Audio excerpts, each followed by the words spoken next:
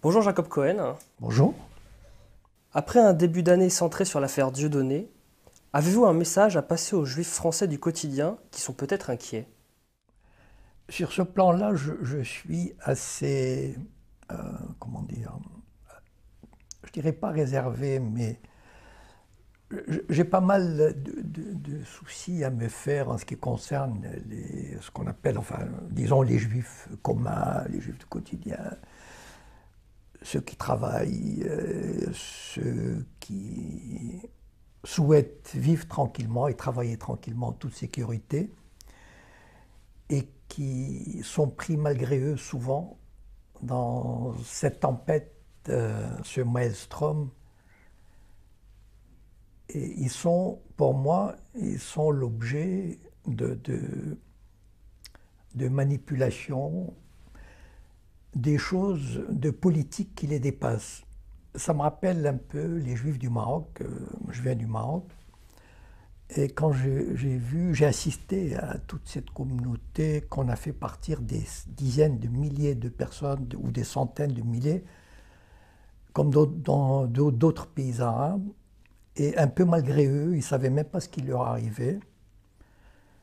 Et puis, ils ont été le jouet de politiques qui les dépassaient, comme en Égypte, en Irak. Souvent, on a créé l'insécurité, on a même organisé des attentats pour créer cette insécurité, pour ne pas leur laisser le choix.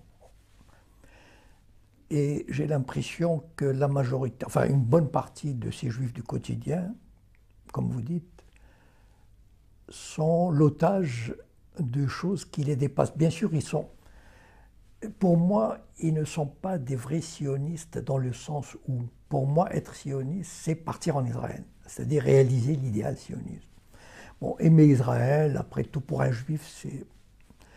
On ne peut pas lui demander le contraire, enfin, à moins vraiment d'être conscient, d'être un militant, etc. Bon.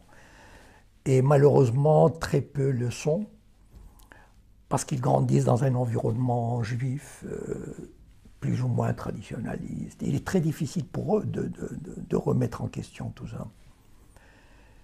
Ou alors ils sombrent dans l'indifférence. Mais en même temps, ces gens-là n'ont pas envie. Moi, j'ai vécu au Canada aussi, je vis en France. Au Maroc, il y a la moitié de la communauté n'est pas partie en Israël parce qu'elle a vite réalisé qu'elle ne serait pas bien là-bas. Et donc, les millions de juifs aux États-Unis, en Amérique latine, en Europe, n'ont pas envie de vivre en Israël. C'est manifeste. Et d'ailleurs, Israël a arnaqué la majorité des juifs qui sont allés, les juifs russes, les juifs éthiopiens, les juifs des pays arabes. Et donc les juifs en France sont pris en otage par cette affaire, par exemple par l'affaire Dieudonné, où on a créé l'insécurité dans des buts bien précis. C'est d'abord de faire partir un certain nombre d'entre eux, de créer cette insécurité. Qui c'est qui part finalement en Israël? L'année dernière, il y a 3000 juifs français qui sont partis en Israël, vivre en Israël. Bon, on ne dit pas combien reviennent. Mais vous remarquerez que jamais les dirigeants n'y vont. C'est-à-dire les BHL, les Patrick Cohen, les Hanouna, etc. Ça serait bien qu'ils débarrassent le plancher, si c'est possible, mais eux, ils sont très bien en France, bien que leur cœur, leur patrie de cœur est Israël. Et ça, c'est... Par contre, ils font sentir aux autres, au petit peuple, ceux qui sont enseignants, comptables, etc. On leur fait sentir que eux, ils sont en danger et qu'il faut qu'ils partent, qu'ils envoient leurs enfants, etc. Et ils vivent dans des banlieues, donc ils vivent dans des situations difficiles, dans des conditions difficiles. Et ce sont eux qui trinquent, ou qui trinqueront. Parce que les riches, enfin ceux qui ont les moyens, ou ceux qui ont des relations, les Lanzmann, je ne vais pas tous les citer, les Alexandre Adler, etc. Eux, ils ont des moyens financiers, ils ont des relations. Le jour où ils partiront en Amérique, à Miami. Ils ne vont pas aller... Enfin, moi, je connais des gens qui sont allés à Miami parce qu'ils disent que la situation en France devient impossible, trop d'Arabes, trop de Noirs, trop d'antisémitisme. Mais ils ne vont jamais en Israël. Ils vont à Miami, ces gens-là. Et donc, en fait, ceux qui trinquent, ce sont les Juifs du quotidien. Et malheureusement, enfin, moi qui suis d'assez près les médias juifs, je ne vois pas comment les éveiller à cette conscience. Parce que, enfin, c'est-à-dire, en quelques phrases, c'est pas possible. Voilà, c'est pas possible de leur faire. Il faudrait tout reprendre à zéro. Et malheureusement, enfin, moi j'appelle ça, vous savez, quand il y a une guerre, on dit les dommages collatéraux. Ben, ce sont les dommages collatéraux, ça veut dire ils paieront, enfin beaucoup de gens paieront les pots cassés. Mais vous savez, quand on crée des situations de conflit, de tension, de guerre, il y a toujours des populations innocentes qui n'y sont pour rien et qui payent les pots cassés. Je crains que le retour de bâton, quel qu'il soit, enfin, retour de bâton il y aura parce que on ne peut pas, le CRIF ne peut pas continuer sa domination insupportable, arrogante, dans l'impunité totale, comme la Ligue de défense juive, d'imposer le soutien à Israël, etc., sans qu'il y ait un jour un retournement de situation. Et je crains que ceux qui paieront, ce ne seront pas les riches et les puissants, mais les petits juifs. Quand on fait de la politique à un certain niveau, ce qui compte pour Ben Gurion, par exemple, quand il dirigeait l'État juif à sa création, il appelait les juifs arabes, notamment les juifs marocains, des poussières d'humanité. C'est-à-dire, en fait, c'était de la chair à canon, du lumpenprolétariat, comme on dit, c'est-à-dire des gens qu'on va envoyer dans le désert, peupler les villes de développement et qu'on traite comme des Arabes, comme des Noirs. C'est-à-dire que quand on a un idéal de construire un État juif, un État sioniste fort, les gens deviennent...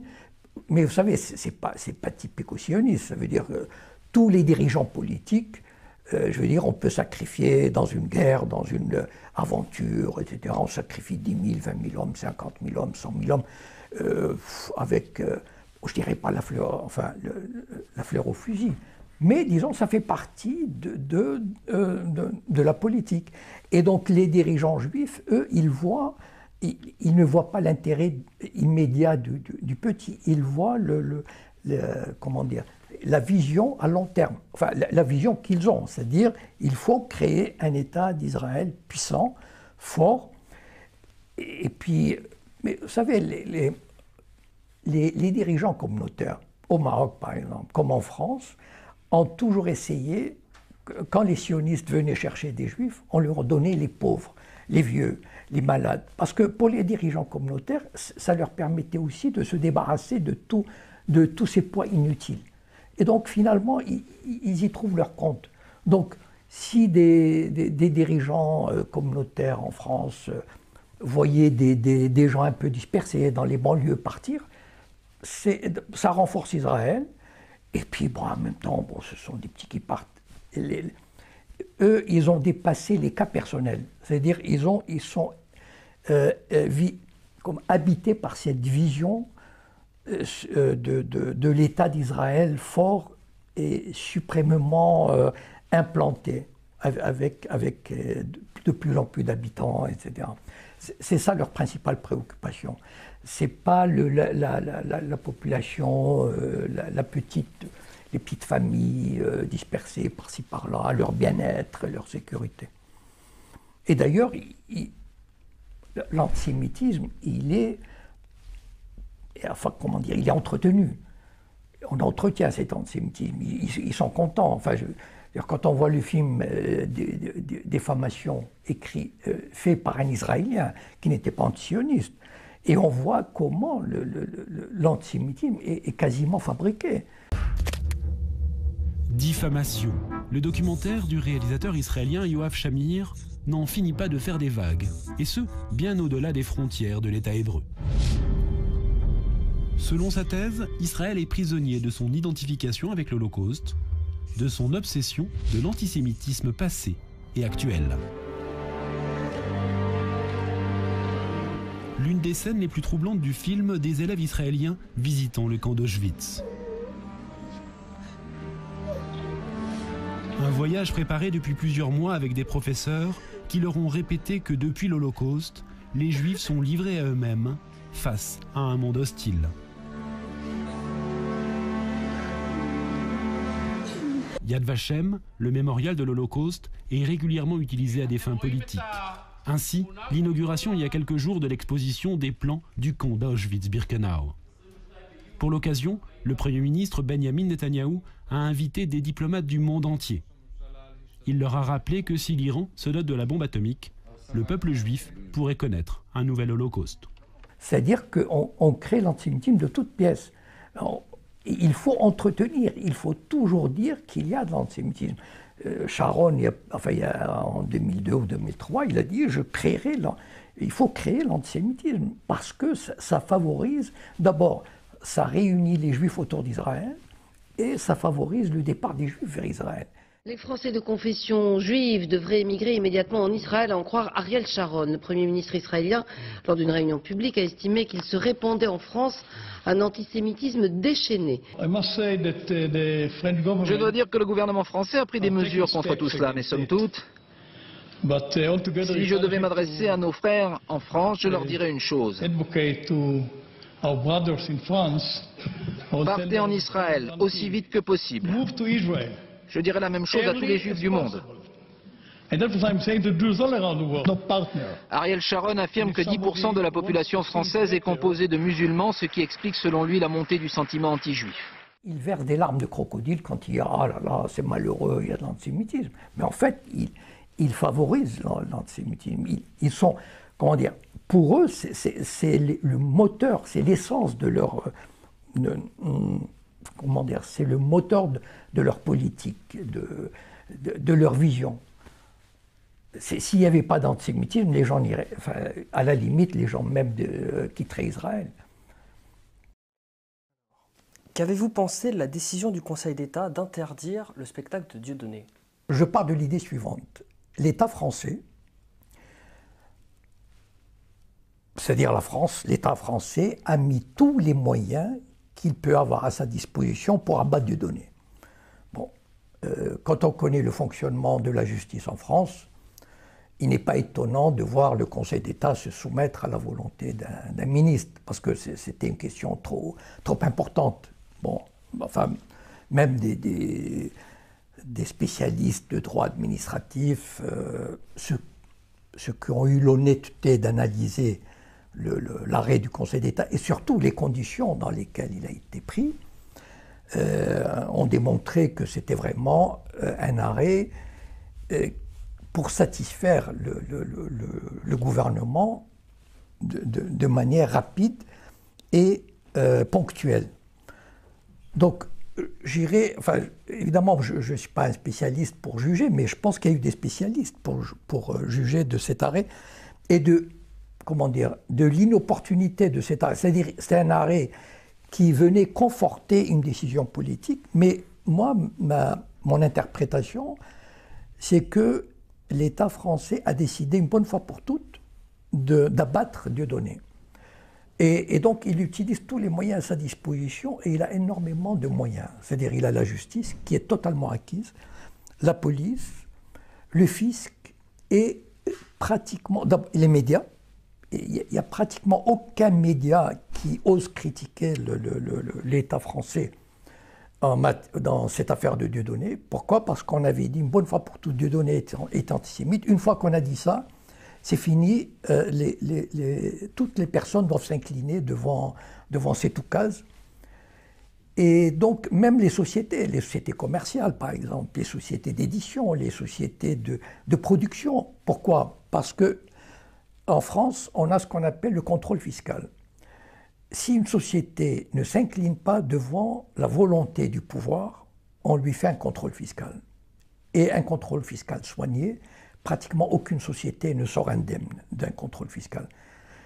On a vu des éditeurs renoncer à publier un livre parce que l'État les a menacés d'un contrôle fiscal. Donc l'État dispose de moyens considérables. L'État n'est pas impartial dans cette affaire. L'État a décidé, sous la pression, enfin bon, de qui on sait, du CRIF, etc., d'abattre Dieudonné. Bon.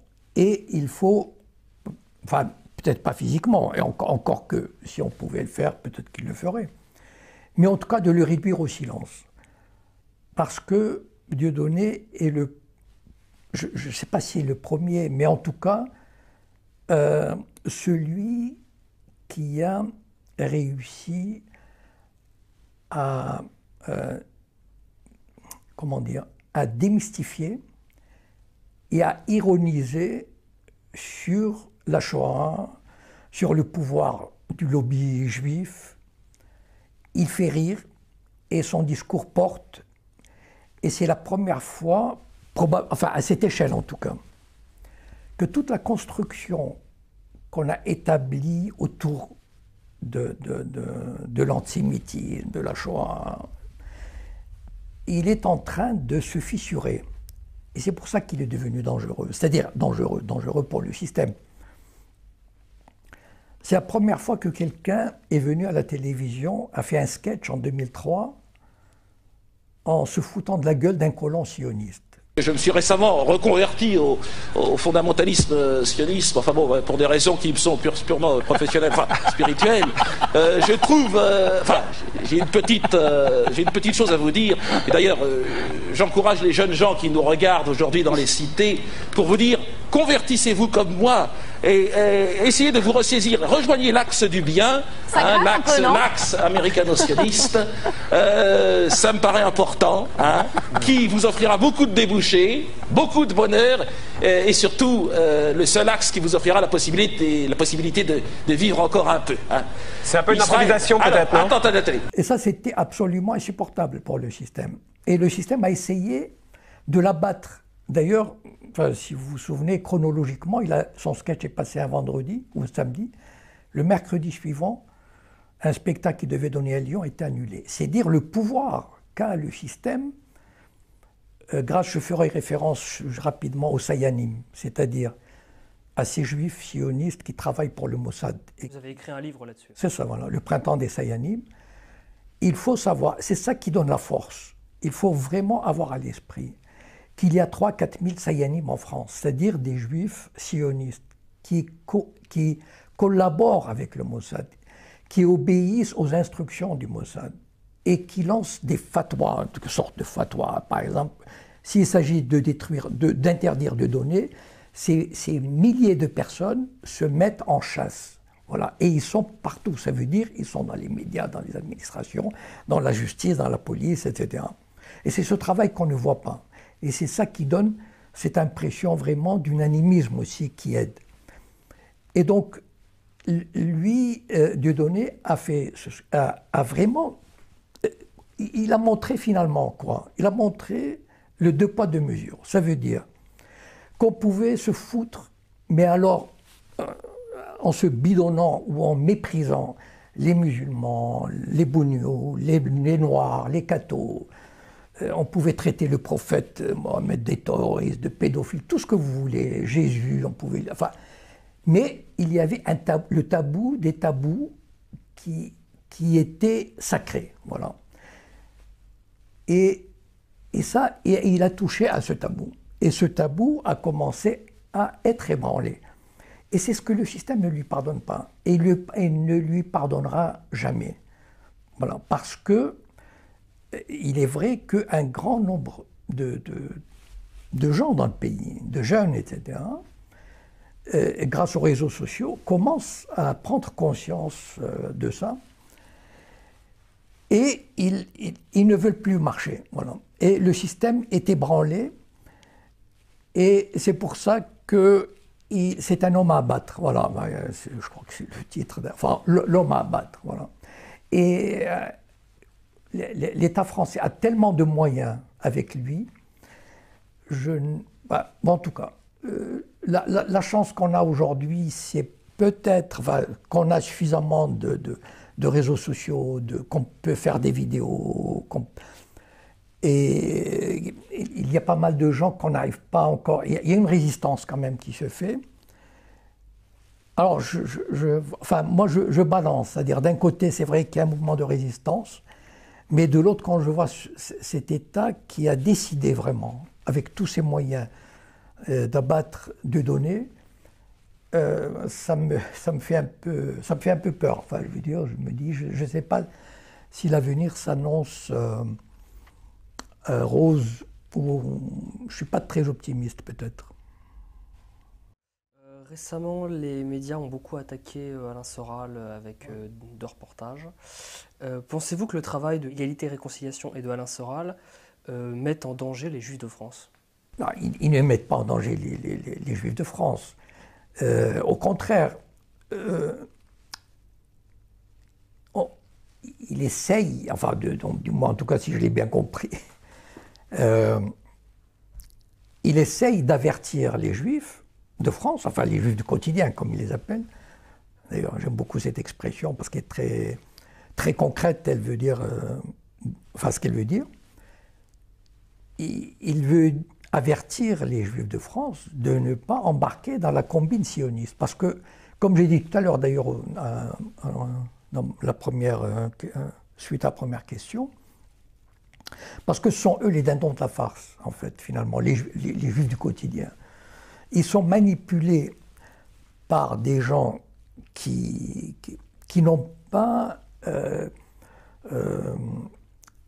le souci de leur sécurité, de leur bien-être, de leur intégration, et au contraire, ils font tout pour les communautariser, pour les isoler, les identifier. Moi, je peux dire, par exemple, en observant la communauté juive de France, depuis 20-30 ans, cette communauté tend à se refermer sur elle-même. Il y a 30 ans, il y a 40 ans, les Juifs de France étaient, la majorité en tout cas, s'intégraient dans la société, tout en restant juifs, enfin à leur manière, chacun sa manière, s'intégrer dans la société. Aujourd'hui, de plus en plus, j'ai pas mal de témoignages de ce côté-là, les Juifs de France tendent à se refermer sur eux-mêmes, à se construire, enfin à rentrer dans une forteresse. Et ça, c'est le travail communautaire, c'est le travail des médias, c'est le travail du CRIF, c'est le travail des responsables qui ont intérêt à, justement, à enfermer ces Juifs, il suffit d'écouter les médias juifs, à enfermer ces Juifs dans cette logique, dans cette dialectique de la sécurité, du communautarisme, l'antisémitisme grandit, personne ne nous aime, c'est terrible, il faut défendre Israël à tout prix, etc. Donc tout ça participe de ce système.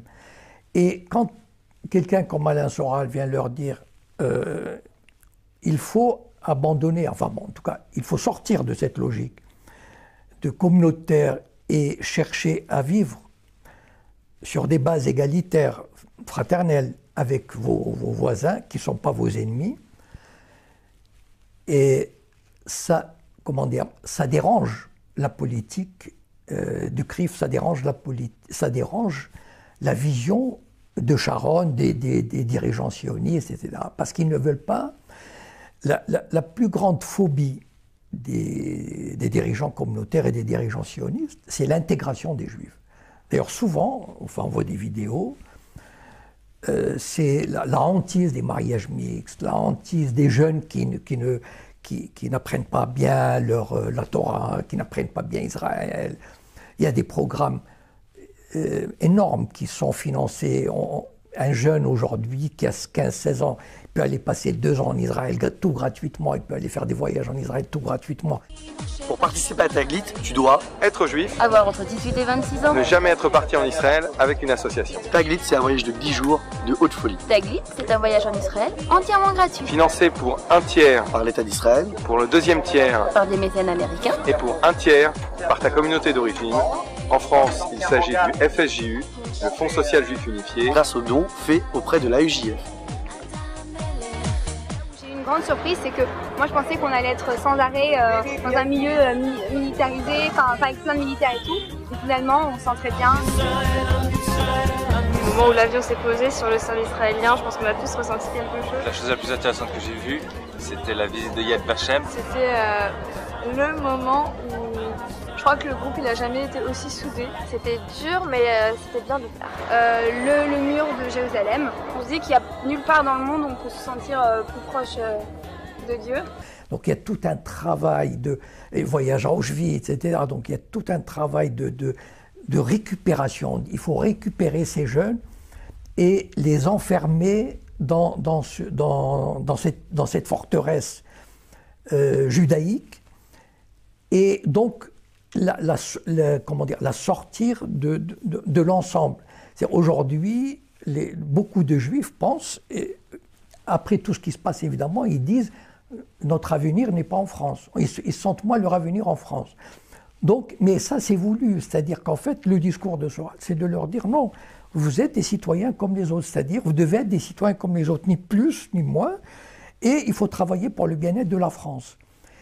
Mais ça va à l'encontre du discours globalisant des sionistes et des dirigeants communautaires qui veulent avoir cette espèce de communauté renforcée, esprit tribal, comme dirait Gilad Atzmon, renforcer le tribalisme. Voilà. Tout ça pour défendre Israël, pour défendre ce pays, quel qu'en soit le prix.